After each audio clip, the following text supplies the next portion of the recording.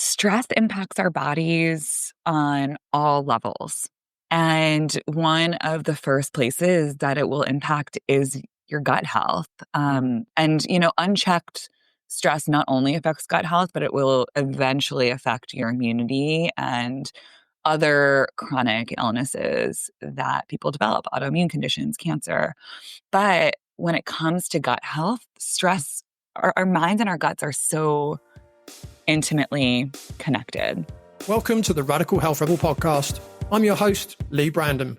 This work started for me several decades ago when I started to see the impact I could make on people, helping them to identify the root cause of their health problems that no doctor could figure out, including serious back, knee, shoulder and neck injuries, acne and eczema issues, severe gut health problems, even helping couples get pregnant after several IVF treatments had failed.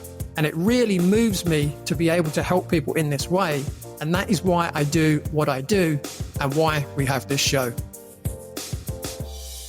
In this episode of the Radical Health Rebel podcast, I sit down with functional medicine dietitian Miriam Jacobson to dive into one of the most overlooked root causes of chronic digestive issues, stress. Miriam unpacks how chronic stress disrupts the gut-brain axis and how it can trigger or worsen conditions like IBS, SIBO, and other digestive dysfunctions. We explore the vital role of the vagus nerve, the impacts of nervous system dysregulation on gut health, and practical steps you can take to calm your system, restore digestive balance, and finally experience relief.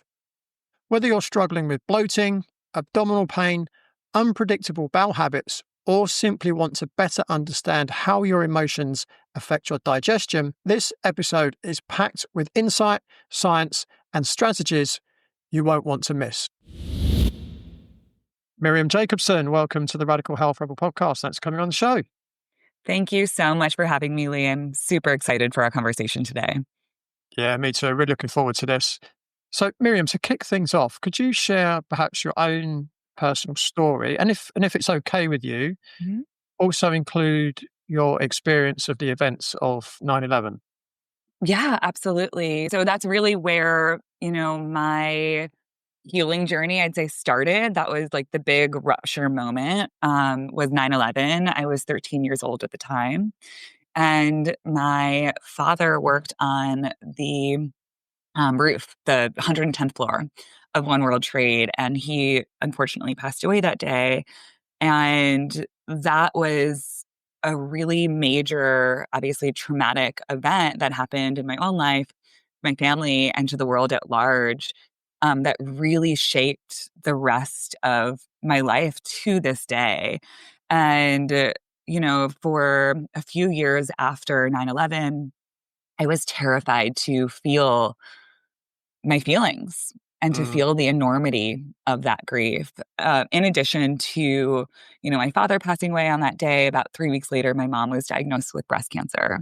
And she ended up, she ended up staying in the hospital for a few weeks because she didn't have anyone to take care of her. So that kind of gives you a little bit of background of my own personal, history with trauma. And it really took a major physical toll on my body because I wasn't able to, I didn't have the tools to feel the feelings of that experience and to ground myself through that.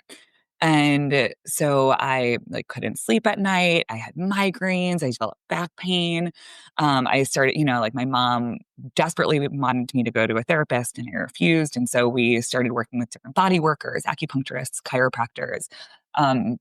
And I really didn't find relief until I started working with a therapist to work through that PTSD. But even, years after I worked on my mental health, I really worked to reverse a lot of the post-traumatic stress that was alive and big in my body. I was still experiencing physical issues. And by the time I was in my 20s, it had transformed from migraines and back pain to nausea and stomach aches and digestive issues, and anxiety and joint pain. I remember my joint pain was so bad I couldn't sleep at night. And that's really when I began to discover the power of nutrition and how powerful the food that we eat and what we're actually putting in our bodies has on the way that we feel and show up in our lives. And Mm. so as I, have gone through all of these experiences of life and loss, and later on I lost my mother and I lived through my own breast cancer experience, just like a whole lot of really big life events that were incredibly dysregulating for me, I began to understand the importance of not only working on your nutritional health and your mental health, but also your nervous system and your spiritual well being. And that's really my philosophy that I've taken today, is that we are so complex and healing is so multi-layered and so multi-dimensional, that we can't just look at one thing. We have to start with one thing, but we can't Mm. just look at one thing, because we are complex. Our lives are complex, our histories are complex. And so we need to take a really personalized approach when it comes to healing. And so that's really how I became a functional medicine dietitian, how I became a breathwork facilitator, and why I practice the way that I do now. Mm. Yeah. What's really interesting, um, as we speak, I did an interview this morning, so that would be last week's podcast, with a colleague of mine, Matt Sorensen, and we were discussing about how complex the body is and how it requires a holistic approach to healing. But actually, when you look at the body from a position of complexity, as in you know you understand the complexity, although no one completely understands the complexity, right? We probably never will completely understand the complexity, but when you understand it to a certain degree, the solutions are oftentimes relatively simple, right? Whilst the body is quite complex, just as one example, and maybe we'll talk about this a bit as we go through, but for me, what I've learned over the last 30 years of doing this work is that the further you move away from nature, the more problems you cause for the body. The closer you live in alignment with nature, the more your health tends to improve. And one example of that, so I moved out of London 5.5 years ago, and for about 8 years or so, as you get older, as happens with most people, my eyesight Mm. started to get slightly worse. Not bad, but it went from 20/20 to a little bit blurry, looking at things far away. But now I live in the countryside. Now I'm not seeing all those straight lines all the time in the concrete jungle. Now Mm. I'm seeing trees and birds and rivers. Interestingly, my eyesight's improved just by getting out the city, living in the Hmm. country, right? So, yeah, I completely agree that we are very, very complex, and it often requires approaches from different angles to kind of get to the root cause, and I don't like to use the word fix, but to resolve the issues. I love that you said that, because I think we are nature. Mm. We are like that is who we are and how we're Yeah. made. And I think, when we live in these really big cities, I've lived in cities my whole life. And honestly, living in Los Angeles is really radically different to growing up in New York, because here I have access to hiking trails outside of my front door, even though still like a deeply urban environment. Mm. I'm looking outside and I have olive trees and pepper trees and, fig trees. And it's so beautiful to feel so deeply connected to that. Um, and they've done studies where they've researched people living in cities and people living closer to nature, and people in nature have higher levels of empathy and love, and they have less anger and aggression. And Mm. I think that that is so important when it comes to our bodies, even like physiology, our stress levels. Um, when we're in nature, another body of research is about negative ions in nature. And Mm. when we're exposed to negative ions in soil, sand, air, and running water, it actually positively impacts our brains. It Mm. helps increase serotonin levels. And so while we are so complex, I love what you're saying, that these practices, um, that are incredibly healing are actually coming back to those basics. And Mm, it's not things that can be packaged or sold or marketed. It's like the sleep, it's getting outside, and it's really eating good food and being around good people. Like, I really think that's at the absolute core, simplest things that we could be doing. But our modern world has made it really difficult for us to get mm, there. yeah. Yeah. I mean, one thing that I talk about quite a lot is, if you can find, a native tribe, hunter gatherer tribe living in nature now, you'll be hard pushed to find any disease, any symptoms. You know, childbirth is, relatively easy and simple. And it really, if you're, I don't know if you're familiar with the work of Weston A. Price, from about 100 years ago now, when he traveled around the world and, he came across lots of native tribes and they were living in alignment with nature and he couldn't find any illness pretty much in those people. Their teeth were perfect. They didn't have a word for cancer. They didn't have heart disease. They certainly didn't have depression.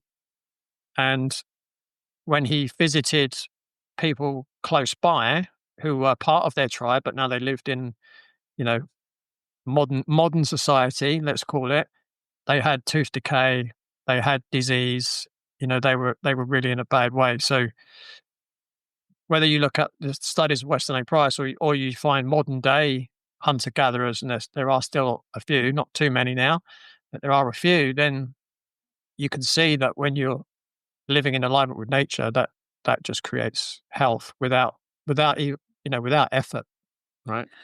Absolutely. And, I can even feel that personally. I don't even like, I love that there's research and epidemiological research and all of the science backing that. But also, when I go camping and I Mm, go to sleep and the sun's going down and I go to sleep when it's dark and then the sun's coming up and like my body wakes up, I'm more synced to that circadian rhythm and I feel the energy of that. And I'm sure many people who are listening have a similar experience, where they can actually feel that difference, mm, when you get out of the electronics and the blue light and removing yourself from that grind and really just like getting back to the earth's rhythm. It's so powerful.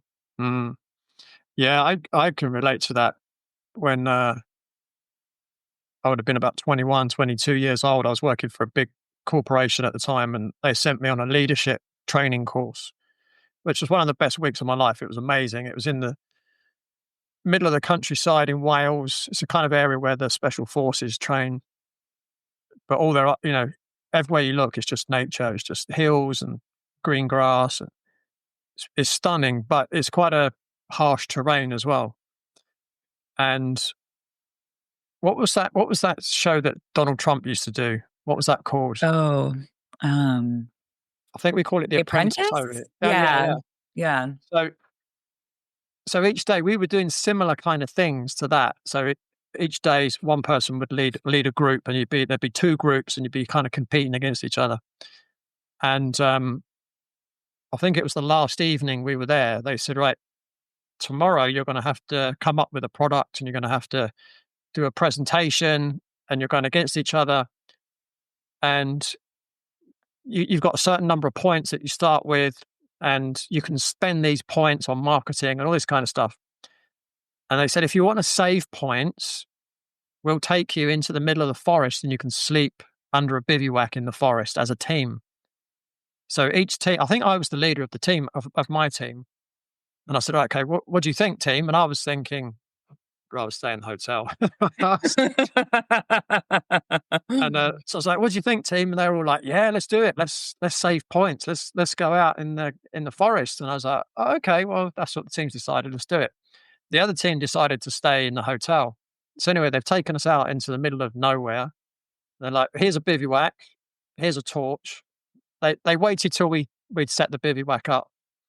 And I can't remember how many of us was in the team. It was like 6 or 8 people. I can't remember. But we're literally all lying there on sleeping bags, and we're all, shoulders to shoulder under this little bivouac, and all you can hear, this was like in May time. Now, luckily, it was one of the hottest days of the year. That year was in May, which is unusual for the UK. So we didn't really have too much of a problem with the cold.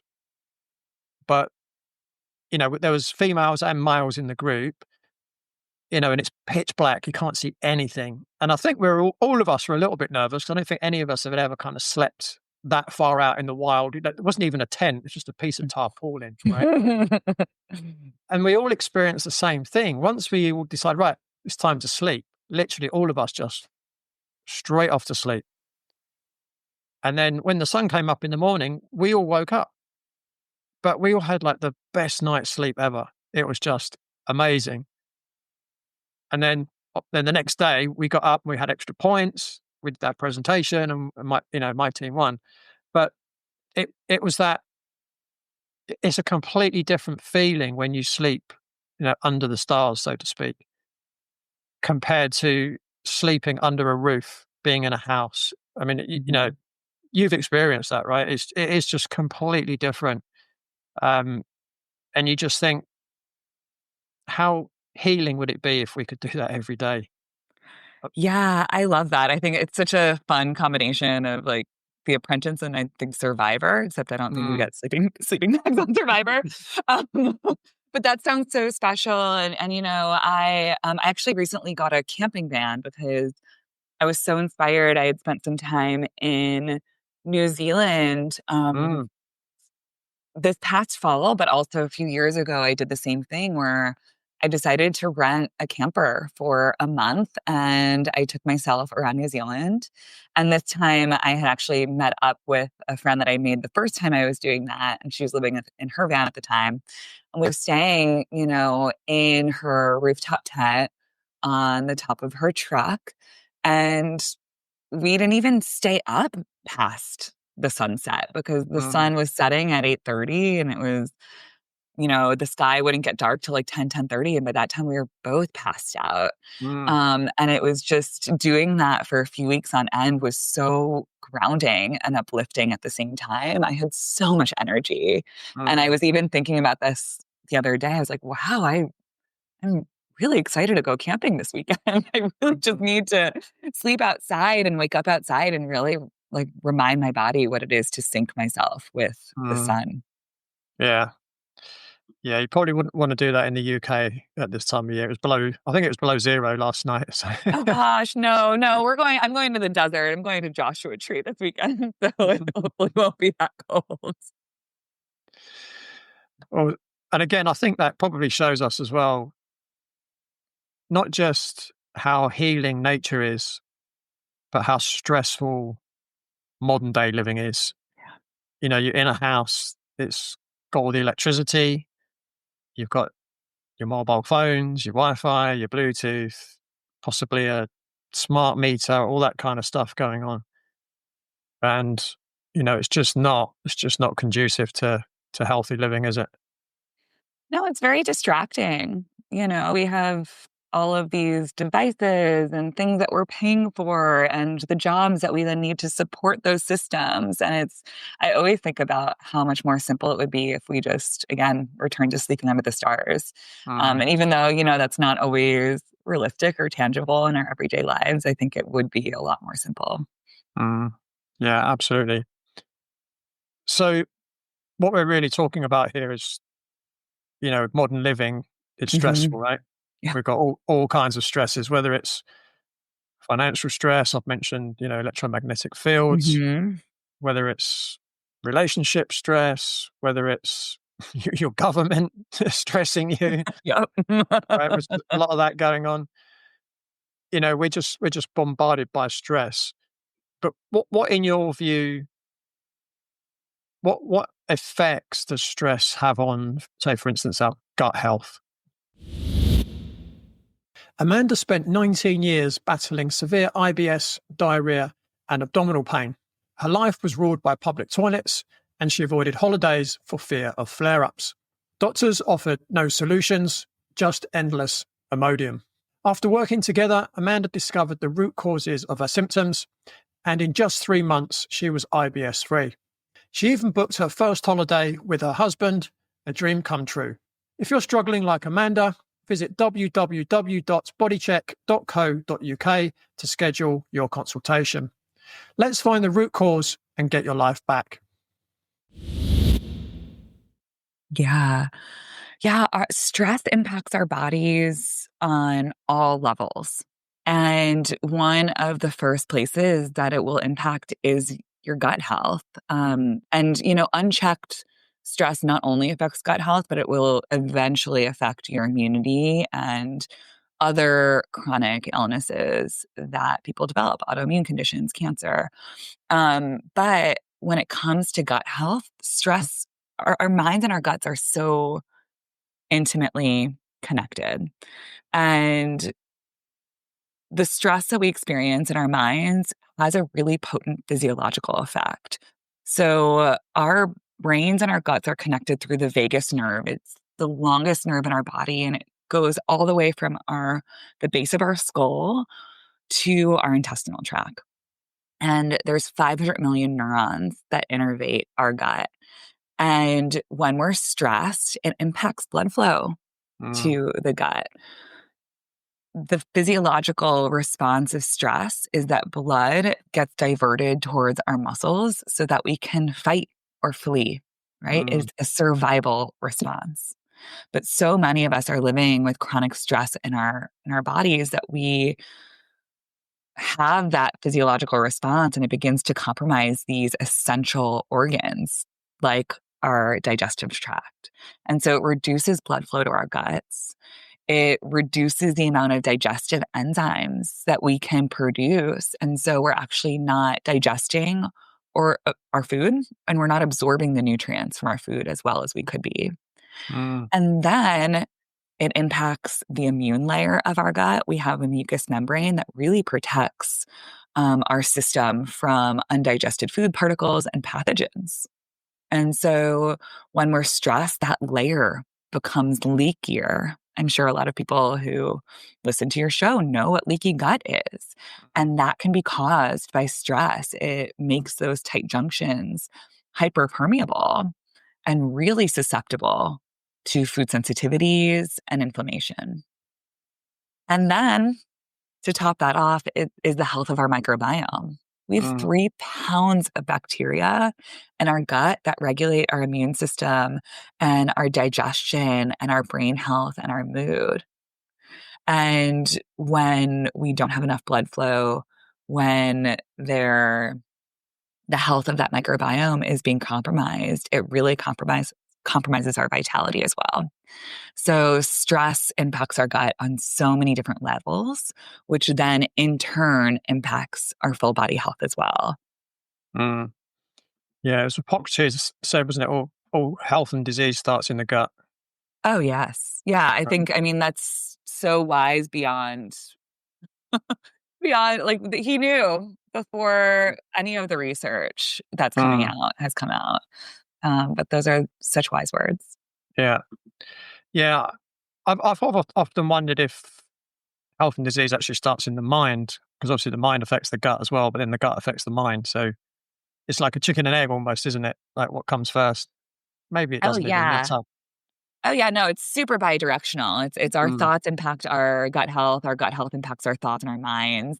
And then, there's the layers of how our mindset and how our emotions impact what we eat and our food choices too. And so mm, it does become this beautiful, like interwoven web that can feel really overwhelming. But it's also, again, when we can zoom out, we actually realize how simple it can be. yeah, yeah, absolutely. So, what would you say are some of the signs that someone's got gut problems? What would be some of the signs that might suggest that it's being caused by stress or some kind of emotional issue? Yeah, so that's a really good question. And I think a lot of people will know like some of the obvious outward signs where, I think that some people have had a stressful phone call or they have a stressful meeting come up and they run straight to the bathroom, and so that's a pretty obvious one that I think a lot of us can relate to. Mm, So bowel irregularity. Whether that's loose stool or whether, some people get constipated when they're mm, highly stressed. yeah. And, we'll just we're talking about digestion, so we're going to have to talk about poop. Mm. But, some people may have undigested food particles in their stool, and that's a sign that there's not enough digestive factors being made. There's not enough enzymes present to break down the food that they're eating. Some people may experience stomach pain or nausea. Reflux is a huge one. Mm. Again, anything that's affecting the motility of how food passes through your gut is going to be connected oftentimes to some sort of emotional state.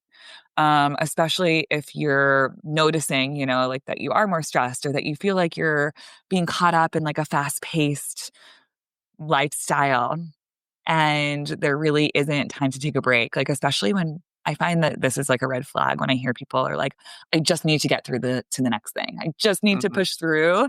And when I get to the next thing, then I can take a break. And I'm like, but then they're like, oh, but I'm not stressed. I'm like, Mhm. that's interesting, And so I think it's like getting really honest with yourself of when you're stressed and also what are your coping mechanisms? How are you numbing? How are you trying to avoid those stressful situations? And really listening to the body and listening to those signs and symptoms because our bodies are constantly speaking to us. And so really tuning in to like what is happening with the gut and what is Mm. happening with your emotional well-being and is there a connection between the two? And there could be, there could not be, but I think it's just asking yourself those questions and getting really curious is really important Mm. to creating change. We have to be aware if we want to see a change. Yeah. I think that I think one of the issues people have is stress becomes so normalized that Hmm. people don't realize they're stressed because it's almost like that's their set point. Hmm. They've forgotten what it's like to not be stressed. So to them, their current state is their normal state, Hmm. but actually that state is a state of stress, of constant stress. Yeah, it's like when people on Saturday, they're like, oh, go to relax. And then all of a sudden you're in a quiet house, maybe, maybe not, but hopefully you're in like a nice, quiet, relaxing place. But I often find those people are the people who are like, oh, I can't sit down and I can't like, they sit down to read a book and their mind wanders, or they can't take a nap, or they can't really find themselves like fully relaxing. And so I think that Mhm. is a really important thing to begin to listen to. Is during those moments when you do have a breath, like how do you feel it? And how are you showing up? And I think that's really an interesting place to observe. But I know, I mean, I'm guilty of that too. I have been fast paced my whole life, and it's really, really hard for me to Mhm. slow down. But when I do, I'm like, oh, wow, I was really going on autopilot. Mm.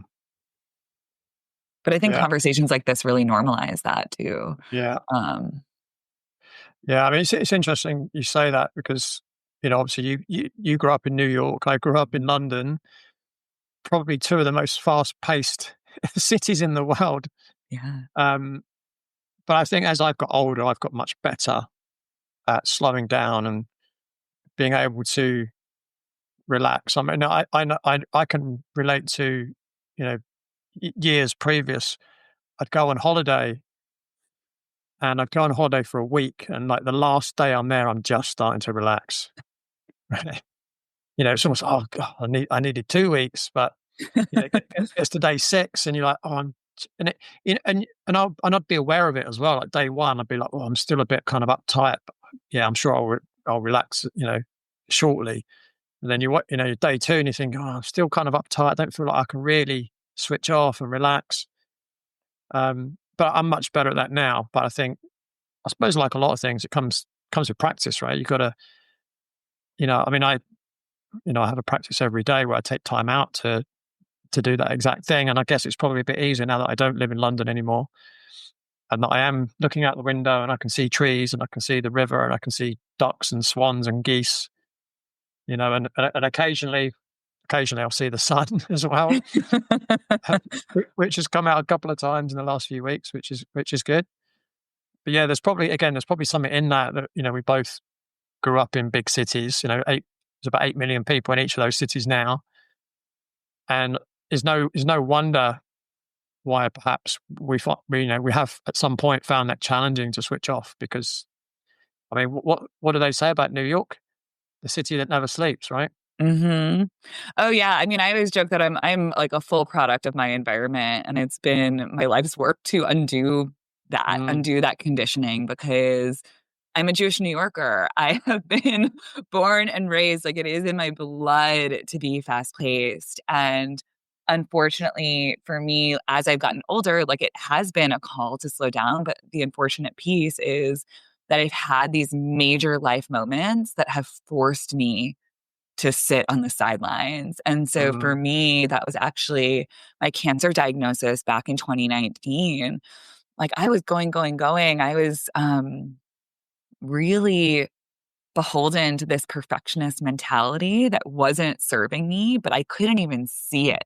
mm, And once I was diagnosed, I had to shut my business down. I had to take time off. I physically couldn't move. And even like distract myself with exercise classes that I was doing and places that I was running and ways that I was making myself busy.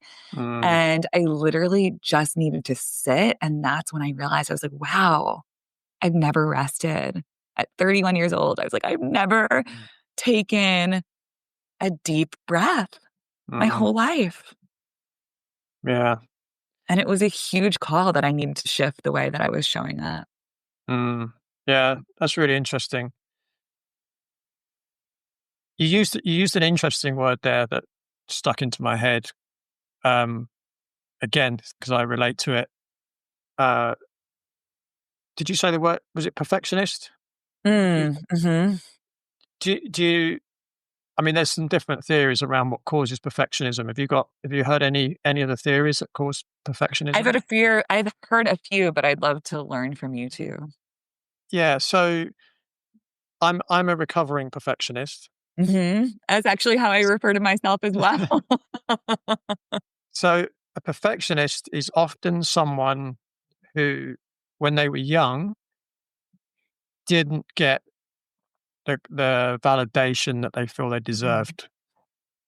So they're always striving to receive external gratification or external validation from others. And I certainly, as a young boy, I certainly, looking back, that was definitely the case with me, particularly in sport. I was very into sport, mhm, um, pretty good at most sports, but I never got the praise, or certainly not from the person I probably needed the praise from, right? And then looking back, what that created, if you like, was a monster. No, I'm just joking, not a monster. But what it created was someone that was very driven to succeed, yeah, right? Because at a subconscious level, I was looking for that external validation. mhm, But then when you look at perf- perfectionism, quite often that can also lead to procrastination because there's a fear of failure, mhm. right? So I just wanted to bring that up because it's something that I mean, I've mentioned it a few times on this podcast before, but I don't know, do you feel like that relates to you, or have you heard any other kind of theories behind perfectionism? Yeah, it's so interesting. I think that might resonate for a lot of people, and also at the same time, I think mine was almost a different side of the same coin, where I got so much validation for being a Right. good student. Mm, And that's what became my role in my family. It mm, was like I was the good student, and that mm, became a huge part of my identity. And mm, my grandparents were immigrants, and so my dad was first generation American, and education was everything for him. And so that's really the ethos that I stood by, was like, I am going to make my family proud, and I'm going to work hard. I'm going to do everything perfect, so that, because they worked so hard to give me this opportunity at like a free, beautiful life, I'm going to do the most that I possibly can to be the most successful that I can.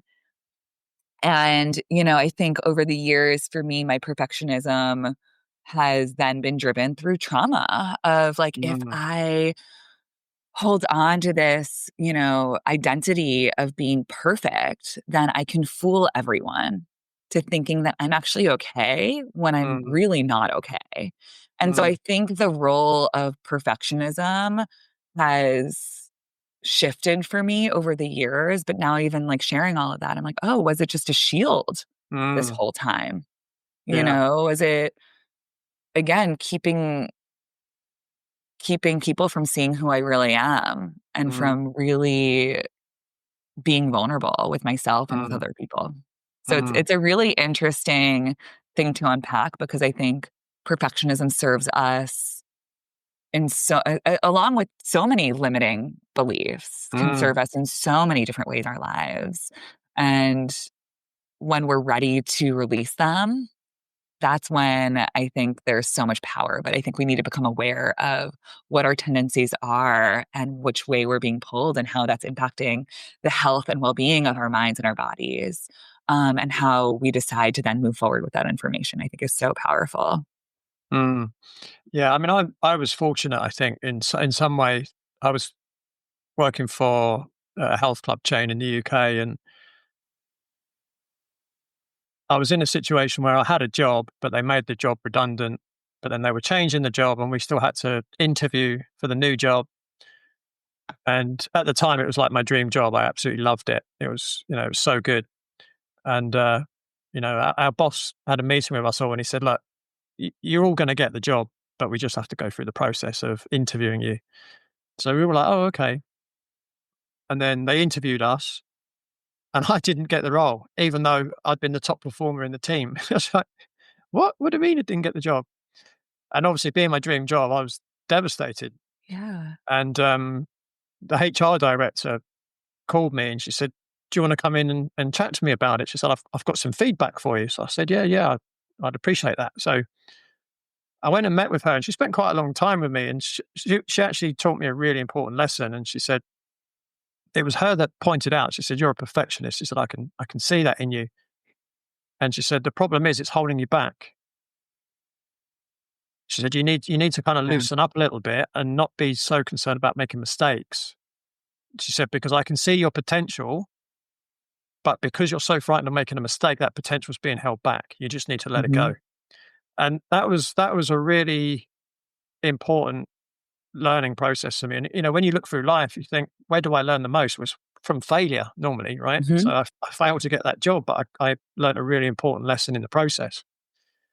So we've gone off track just a little bit, although we're Just a not. little, it all relates, right? Because like Yeah, perfectionism, totally, limiting beliefs, stress, trauma, exactly. it's all connected. But I just want to roll back a little bit. Hmm. So obviously, you had your health issues, and there were multiple issues, and they kind of changed over time as well. Was it your health issues that was your motivation to get into working in the health arena? Did you know that 92% of people fail to follow through on their New Year's resolutions? That's right. Year after year, most of us start strong and then lose momentum by February. Sound familiar? But what if this year could be different? What if you finally had the tools to make your goals stick? Introducing Stickability, a simple, effective, and affordable program designed to help you overcome the cycle of failed resolutions. In just a short time, you'll learn how to create lasting habits without wasting hours or breaking the bank. This isn't just another plan, it's the solution to finally sticking to your healthy lifestyle goals. Don't let this year be like the last. Head over to stickabilitycourse.com now to enroll. It's affordable, easy to follow, and packed with tools to make 2025 the year that you have the ability to make it stick. Yeah, I would say that it was my like physical health issues in my early 20s specifically that ignited my interest in functional medicine and in nutrition. Because I was like, if I feel the power of nutrition in my own body, I want to learn how to harness that power and apply it to other people because I knew that we were all unique. Mm, And I knew that we all have different needs. And so understanding the nuances and complexities of the human body and nutrition and metabolism was so fascinating to me. And so that's really what caught me on the path to becoming a functional medicine dietitian. Before that, losing my father and dealing with all this trauma, really, I always knew that I wanted to be in helping fields. And I always prayed that I could make meaning out of that loss. Mm. And so I'd say a meld of those pieces is really what set me on the path to becoming the functional medicine dietitian that I am today, but also has really encouraged me to weave in somatic practices like breath work and somatic healing practices Mm. into the work that I do, and really understanding that we're not just cells and organs that are floating in a vacuum, that we're human beings, that we're really complex lives, really complex lived experiences and relationships with one another. And that's really the reason that I do what I do today. Mm. Mm. So what stage were you at when you started your kind of education, if you like? Like, were you completely healed, or were you still on that journey at the time? Oh, no, I was very I mean, I don't like saying the word broken, but, I was really at the beginning of my healing journey. Right. I think, in undergrad is when I started studying nutrition. I thought I wanted to be a social worker at the time. I was like, "I just wanna help people heal." And I didn't really know what being a social worker was, except that they help. And as part of that degree, I needed to do science classes, and so I signed up for a nutrition class, and that's really when I discovered nutrition was back in 2007, 2000, yeah, back in 2006, 2007. And that's when I was like, wow, this stuff is really fascinating. But I have been on this journey and I don't have all the answers, even as a registered dietitian and later on as a functional medicine dietitian. I was a 31-year-old functional medicine dietitian and I was diagnosed with breast cancer, Mm. so I definitely didn't have all the answers. And that was the most humbling experience that I could have had, because when I got my diagnosis, the first thing that I thought was like, "Oh my gosh, I failed. I Mm. spent my whole life working on my health and my well-being, and I failed." And realizing later on that that wasn't a failure, right? Mm. And that was a huge learning opportunity for me. But yeah, so I'd say that healing is so not linear and it is so messy and there's no rhyme and reason. I've just learned to show up for myself through the process and be like, okay, I don't know. I really don't. I know a lot, but I don't know all the answers. Mm. And so, what do I need right now? And how do I need to shift my approach to meet myself and then meet also the people that I'm serving? Mm. Yeah, I can kind of relate to that in one way. So I started helping people with lumbar spine pathology, so lower back pain, in 2001. And in 2013, I ruptured two discs in my lumbar spine, the very thing that I was helping people, recover from. The irony. Exactly, because the things that you do to recover are the things you do to prevent it as well. And I don't know if you felt this, but it was almost like, I felt like a bit of a fraud, right? Because Yeah. why, why this happened? How's this happened to me when I know how to prevent it from happening, right? There's the embarrassment. There's all those other kind of feelings. I don't know if you felt something similar to that. Oh, yeah. Oh, yeah. Yeah. I was like, why? First of all, it's like, why me? I think that everyone Mm. with a diagnosis of any sort, cancer and beyond, is kind of like, why, why is this happening to me? Um, and,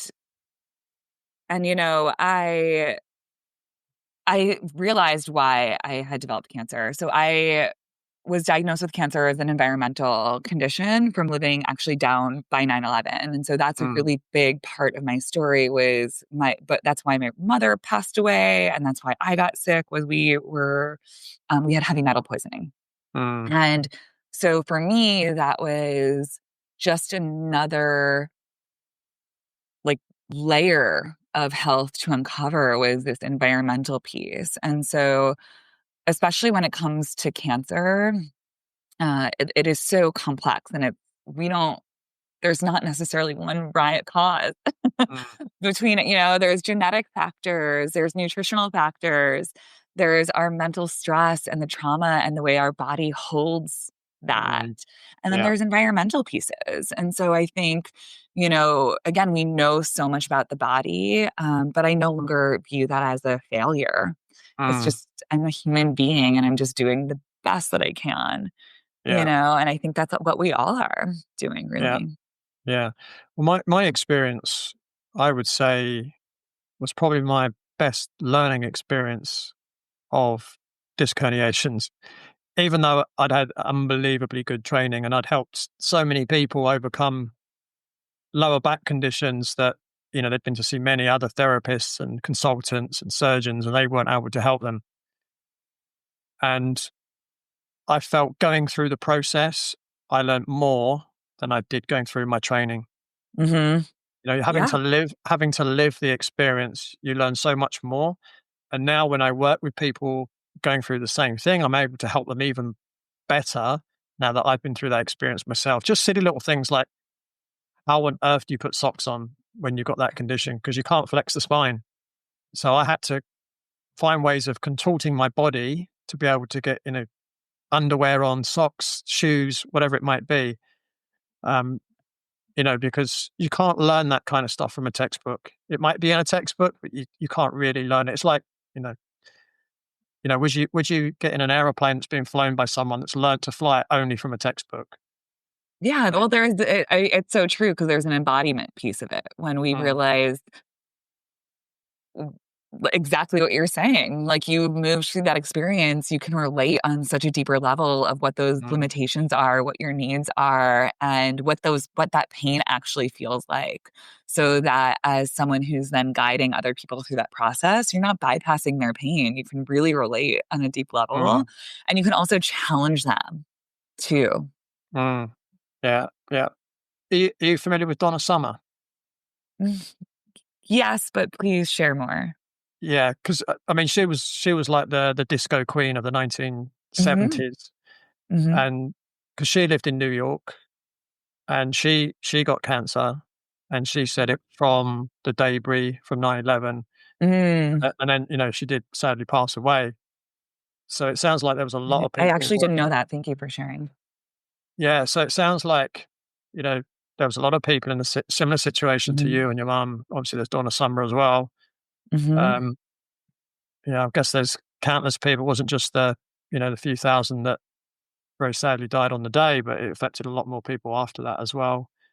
Yeah, there's ongoing research actually available that people can look up and, the World Trade Center Health Program, it's not just cancer. There is a lot of, lung issues. There's some autoimmune conditions that are very rare, Mm, like scleroderma that's mm, popping up in, first responders and residents.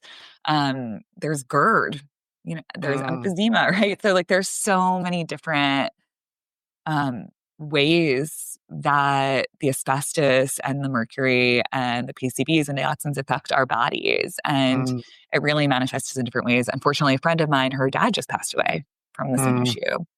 So, so yeah, it's very widely researched and unfortunately affected many, many people and is mm. still affecting people to this day. Yeah. And then, that's obviously, the environmental toxins, but then there was also the trauma to go with that as well, right? Attention, all radical health rebels. Are you ready to uncover the truth the authorities don't want you to know? We've just launched our Radical Health Rebel channel on Rumble. Here's the deal. We're bringing you the first half of our subscriber only episodes for free. That's right, free access to the hard hitting, eye opening conversations that dig into the topics mainstream platforms won't touch. Whether it's cutting edge health insights, exposing hidden agendas, or sharing tools to thrive in challenging times, this is your chance to stay informed without subscribing to the podcast. Tune in on Rumble to keep track of what's really going on in the world and join a growing community of truth seekers. Don't miss out. Search Radical Health Rebel on Rumble and start watching today. Because knowledge is power and it's time to take yours back. Yeah, exactly. Yeah, the amount that stress really floods the nervous system. Like I know that I was in survival mode for years. Mm, I didn't talk about my feelings for 5 years mm, after all that happened. And so I really shoved everything down.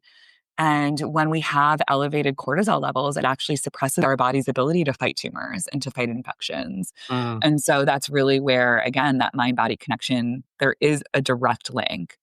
mm. Yeah. Something that you've mentioned so far is somatic healing. Hmm. Hmm. Have you done the actual somatic healing training? I've only done the first level Right. because I wanted to do all of the SE Institute in Boulder. I wanted to do all of them, but it's like a 4-year program, I Mm, think. And I was so bummed that the credits don't work for my nutrition degree. mm, So I have 2 different degrees or certifications that I need to keep up with right now. And so I just couldn't burden myself with another, even though it is something that's absolutely fascinating to me. But I mm, was able, and I have the privilege to do a 4-day training with them. And it was mm, absolutely incredible and life changing. And I've also done breathwork mm, facilitator trainings, and that's really changed how I relate to my body and what I'm able to provide for other people as well in terms of healing in a somatic way. mm. Yeah. One of my friends, Liz Wong, she's a somatic healer, and I've done an episode with her actually. Um, I'm trying to remember the guy's name. Who I've read his book on somatic Peter healing. Levine? Yeah, that's it. Peter Yes. Levine. Yeah. That's it. Yeah, yeah. I mean, it sounds amazing. Somatic healing. Yeah. Yeah, Uh, anyone who is like searching for a therapist, I highly recommend looking for a therapist who also provides somatic healing experiencing. It is one of the most powerful tools because it helps us bypass the stories in our minds and really works with the nervous system. And so we often, as humans, want to rationalize things and want to like mm, overthink things. But somatic experiencing, why it's so powerful, is it gets us out of our minds and into our bodies and really helps us release stress from a visceral point of view, which can expedite healing in such a powerful way, mm, much faster than certain types of talk therapy. yeah, yeah. So we're still on the same subject, so to speak. So, can you explain the connection between chronic stress, nervous system dysregulation, and development of gut disorders like IBS and SIBO? Yeah, so IBS is irritable bowel syndrome. It is an umbrella diagnosis, really, for when doctors don't know exactly what's wrong with your gut. They're like, okay, you don't have inflammatory bowel disease, you don't have Crohn's or ulcerative colitis. But there's some sort of bowel abnormality that's like resolved when you go to the bathroom. So let's call it IBS. And so all of those symptoms that I described earlier, like the constipation, the diarrhea, the abdominal pain, maybe there's some reflux, right? Like all of those are part almost of that. And yes, besides reflux, are part of that IBS diagnosis. And so when we have stress, it diverts blood flow and it really can compromise the health of our gut. And so that's really how issues like IBS come about. SIBO, for people who don't know what that stands for, it's small intestinal bacterial overgrowth, SIBO. And SIBO happens when bacteria are in the small intestine. So they're not supposed to be in the small intestine, they're supposed to be in our large intestine. And so when they're in the small intestine, the bacteria can actually ferment the foods that we eat and cause a lot of abdominal distension and pain and bloating and reflux, and digestive issues. And then there's a lot of diagnoses beyond the gut, like arthritis and depression, and brain fog, and all those issues that can be related to SIBO as well. And so SIBO happens when bacteria overgrow, again, in the small intestine, when we don't have enough digestive enzymes, we don't have enough stomach acid to kill those bacteria. to digest our food properly. And the bacteria that are there are then going to feed off of the undigested food and overgrow and create a lot of bloating, distension, and bowel issues. And so, you know, stress will impact our entire gut health Mm. and really predispose us to issues like IBS, SIBO, and even like inflammatory bowel disease, and increase inflammation in our gut as well. Mm. Yeah, I mean, the other thing as well, when you're stressed, it also slows down the motility as well. Hmm. So again, the the stuff that should be moving through the small intestine, it's there for a longer period of time. It gives the Hmm. bacteria more time to feast on those foods as well. So that can be part of the problem as well, right? Yeah, exactly. The migrating motor complex, the MMC, it's like the cleaning lady for your gut, and it's activated after a few hours of not eating. And that is also absolutely slowed down by stress. So exactly what you're saying, the bacteria have more Mm. time to party with your food, unfortunately. Yeah. So moving on from that, are there certain foods that people should avoid, or let me put it another way, are there certain foods that we should consider avoiding or Mhm. including for people dealing with both trauma and digestive issues? Mm. I think a really interesting question to answer that question is, how are you using food? Mm. Especially when you're stressed or going through a really traumatic period. Do you tend to overeat or do you tend to undereat? So, really building that awareness of how you're channeling emotions and how that is affecting your appetite and your food intake. So, if you're overeating, that's a call to really look at, again, how are you supporting your nervous system? And so sometimes it's less about the food itself and more about the emotions, Mm. and regulating yourself and what's underneath them. Mm. When it comes to people with digestive issues, there's a lot of different digestive triggers that we as human beings can have, and every single person is so unique. And so some foods are more reactive for certain people than others. So for some people, gluten is really inflammatory. I personally love the FODMAP diet for helping people identify what is causing their digestion to be out of whack, especially if someone's, been dealing with IBS for years. They may have cleaned up their diet a little bit, but they're still experiencing problems. FODMAP diet is an acronym, and it basically describes foods that are high in fermentable carbohydrate. And so it's going to be harder for us to digest them, and the bacteria in our gut too. They cause distension and bloating. And so instead of a diet that people need to follow forever, it's really used as an elimination diet to help people identify like what foods are sensitive to. So it's not meant to be forever, Mm. because some people can be, sensitive to one FODMAP and not another. And they are generally like healthy for us. So we don't want to eliminate them. But I think that can be really a helpful discovery tool for a lot of people. But I think the thing that people get wrong about the FODMAP diet is ending up following it forever, and that can actually be Mm. really detrimental for their gut. And Yeah. so that is something that's important to note. Yeah. Yeah. One thing you mentioned about, being aware of how you eat when you're stressed. One of the things that I guess I try and help my clients to do is to eat as consciously as possible. Mhm. And what I mean by that is, eat at the same times of day as much as you possibly can.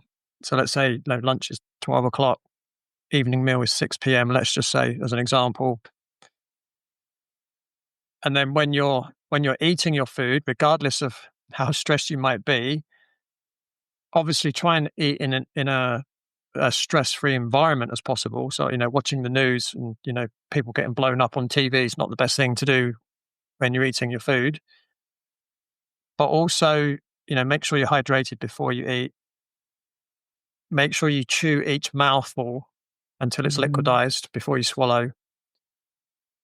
always eat until the point where you feel full but not stuffed. Hmm. So it's just being very conscious when you're eating. Yeah, Because I think if you're very conscious when you're eating, you're far less likely to allow stress to cause a difference, i.e., over or under eating. And I know, absolutely.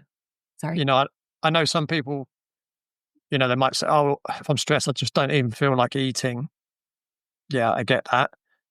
Um, and obviously, I'm not suggesting people stuff food in their mouth if they don't feel like they should eat it, but just being as conscious as possible with your meals. And also, I always take people through a process of identifying the macronutrient ratio, so the amounts of fats, Mhm. proteins, and carbohydrates that suits their body.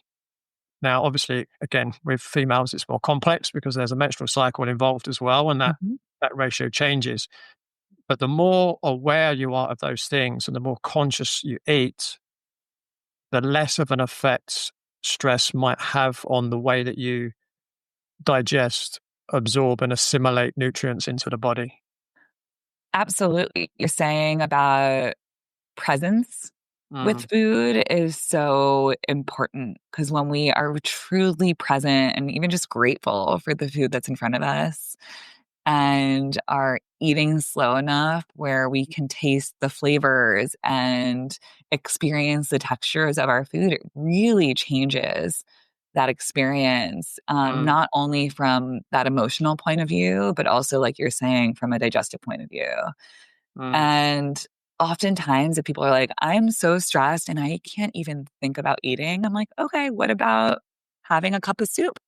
mm, That's pretty nourishing. It's pretty mm, pre-digested, or having a smoothie if it's a hot day outside. mm, There are ways that we can also support our digestion, listen to our emotions as well, and try and support ourselves the best that we can with what mm. we have. Yeah, yeah. I guess I might have just mentioned a few there, but Mhm. are there any other practices that can help calm the nervous system down and improve digestion? Yeah, so I think breathing is one of the most powerful tools that we have to self regulate. And when it comes to using our breath to self regulate, breathing in and out of your nose is really calming for your body. And then elongating your exhales to be longer than your inhales. And that what that does is it actually activates that rest and digest nervous system, your Mm, parasympathetic nervous system, to get into a plate of digest to a place of digestion. So again, when we're stressed, blood is going to flow to our muscles to, get us all fight and flighty. But when we're in that state of rest and digest, blood can then flow back to our internal organs. And so the breath is a really powerful tool for doing that. Um, Co-regulation is another piece. So one of the other powerful ways to regulate our nervous system is in connection with others. I know that when I'm eating a meal in connection with others, I don't know if I've ever seen a study done on this, but I'd be so curious.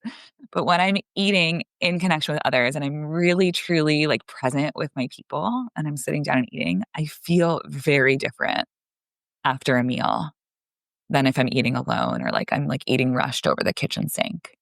I feel more satiated. I feel like my digestion is better.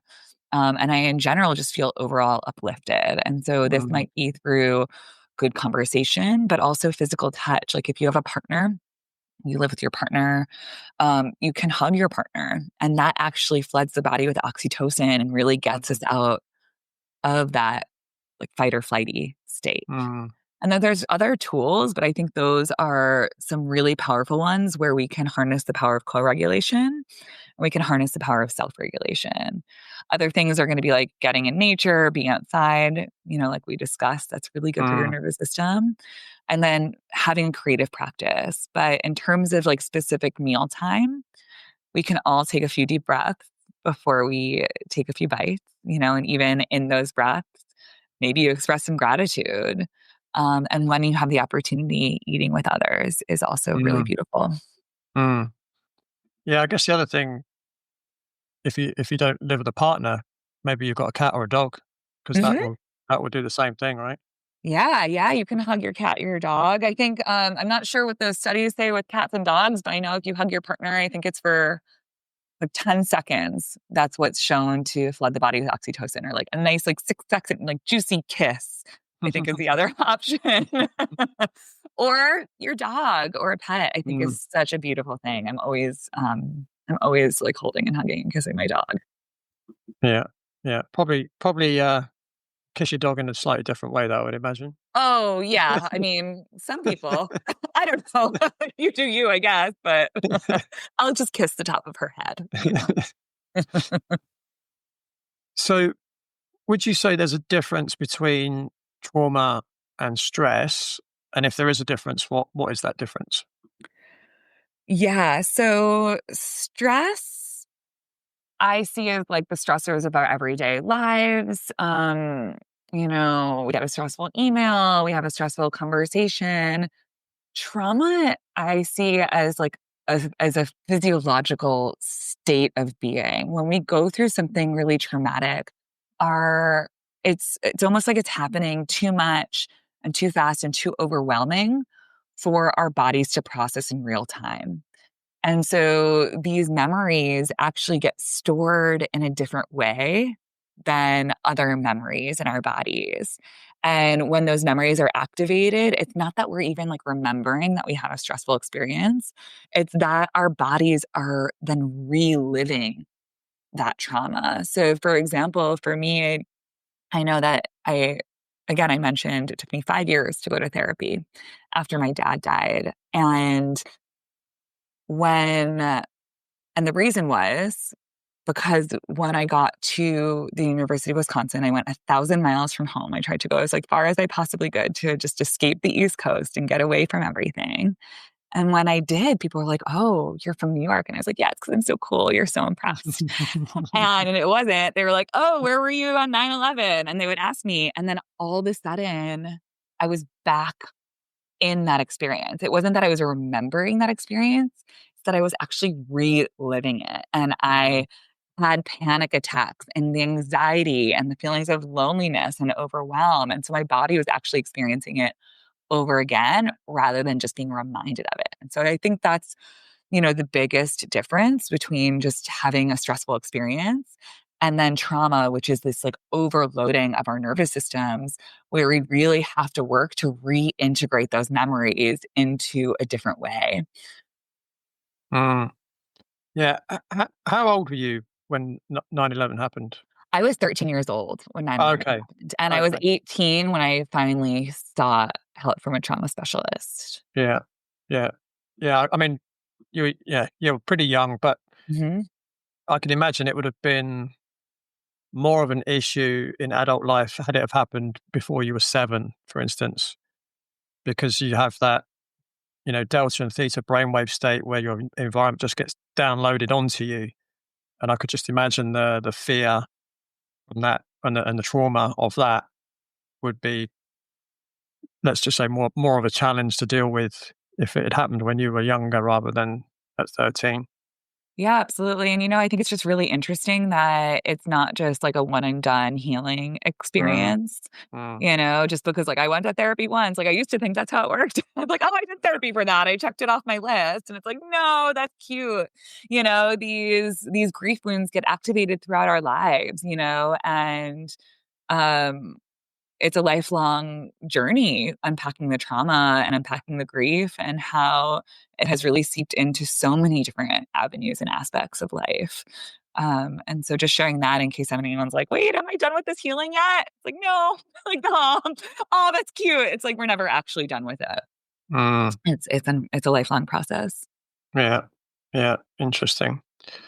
So, is there anything else in particular you wanted to share with the audience before we wrap up? I just really enjoyed our conversation today. So thank you so much for having me on and for being willing to like dive into the science and the vulnerability and just it's all aspects of it. So I really appreciate that and enjoyed it. Yeah, it's been great having you on. What's next for you, Miriam? So I am actually so excited. I just booked my TEDx talk. So I Mm. will be giving a TEDx talk this September in Northern California. I've also been doing lots of corporate wellness programming. And so that's also been really exciting. And I might be launching a podcast soon. Oh, wow. So we will see, but lots of different things on the horizon, which are really Mm. exciting. What's your TEDx talk on? It's called The Power of Functional Medicine for Healing Trauma. So it is very aligned with our conversation Yeah. today. And people can expect to hear a little bit more about my story and how I've been able to harness that power of functional medicine. Awesome. Sounds great. And where can people find you online? So on Instagram, I'm at everybodybliss, and my website is everybodybliss.com. And those are just two great ways to get in touch. Awesome. Awesome. Miriam, thank you so much. I've really, really enjoyed chatting with you today. It's been educational, but it's been really good fun as well. Agreed. Thank you so much. So that's all from Miriam and me for this week. But don't forget to join me same time, same place next week on the Radical Health Rebel podcast. Thanks for tuning in. Remember to give the show a rating and a review, and I'll see you next time.